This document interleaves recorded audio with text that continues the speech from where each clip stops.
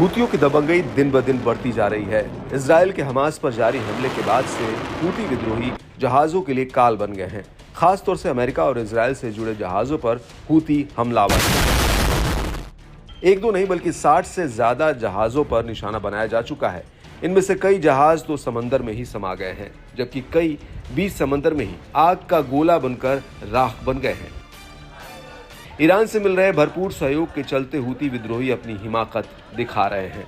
खतरनाक हथियारों के दम पर इजराइल के खिलाफ आग उगल रहे हैं, तो वहीं लाल सागर से लेकर भूमध्य सागर या फिर अदन की खाड़ी में अपनी सैन्य ताकत की नुमाइंदगी कर रहे हैं। इन सब के बीच यमन आर्म फोर्स के प्रवक्ता ब्रिगेडियर जनरल याह्या सारी ने खुलासा किया कि उसके लड़ाकों ने भूमध्य और लाल सागर में 4 जहाजों पर भीषण हमला किया। इनमें से 3 जहाज तो सीधे तौर पर इजराइल से जुड़े थे, जबकि एक अमेरिकी जहाज को निशाना बनाया गया। हूती लड़ाकों के सीधे वार से पश्चिमी देश भी खासा सख्ते में है। अमेरिका की ओर से हूतियों के खिलाफ चलाया जा रहा ऑपरेशन भी इनके सामने बेदम दिख रहा है। हूती विद्रोही हर दिन एक से ज्यादा हमलों को अंजाम देकर अमेरिका को खुली चुनौती दे रहे हैं। अब फिलिस्तीन समर्थक ये सभी गुट एक साथ मिलकर सीधी टक्कर दे रहे हैं। सारी ने बताया कि यमन आर्म फोर्स ने इराक में इस्लामिक प्रतिरोध के साथ एक जॉइंट ऑपरेशन चलाया। इसमें लड़ाकों ने भूमध्य सागर में वॉलर केमिकल और ऑयल प्रोडक्ट टैंकर पर कई आत्मघाती ड्रोन की बौछार की। दावा किया गया कि जहाज इजरायली कब्जे वाले हाइफा बंदरगाह की ओर जा रहा था, जो कि यमनी प्रतिबंधों को सीधे तौर पर तोड़ रहा था। इसलिए लड़ाकों ने उस पर हमला कर उसे सबक सिखाया।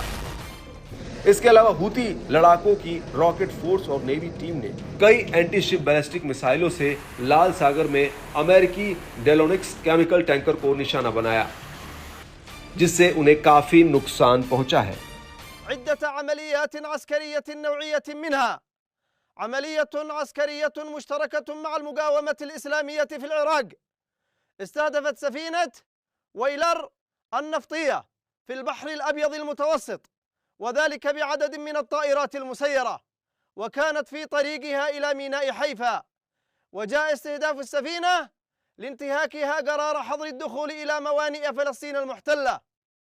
وبعون الله تعالى نفذت القوة الصاروخية والقوات البحرية عملية عسكرية استهدفت سفينة ديولونيكس الأمريكية في البحر الأحمر، وذلك بعدد من الصواريخ البالستية، وقد أدت العملية إلى إصابة السفينة بشكل مباشر بفضل الله، ونفذت القوة الصاروخية। इसके अलावा लड़ाकों ने भूमध्य सागर में जोहान्स मार्सक कंटेनर जहाज पर एक एंटी शिप क्रूज मिसाइल दागी। बताया जाता है कि यह ग्रुप इजराइल के सबसे बड़े समर्थकों में से एक रहा है। इसने कई मौकों पर यमन की नाकाबंदी की शर्तों को जानबूझकर तोड़ा है। आयोनिस कैरियर पर मानव रहित सतह वाहनों से जहाज पर सीधा हमला हुआ। हूती विद्रोहियों ने इराक के प्रतिरोधी गुटों के साथ मिलकर हाइफा और इस्दुद में 2 प्रमुख इजरायली बंदरगाहों में टारगेट कर जोरदार हमला बोला। सारी ने दावा किया कि कई क्रूज मिसाइलों से सीधे और सटीक हमलों को अंजाम दिया। बहरहाल हालिया हमलों के बाद से लाल सागर और इसके आसपास एक बार फिर से तनाव बढ़ गया है। इससे मिडिल ईस्ट में हिंसा और हमले और तेज और घातक हो सकते हैं। इन हमलों ने एक बार फिर ये साफ कर दिया कि तनाव के फिलहाल हमले के कोई आसार नहीं दिख रहे हैं।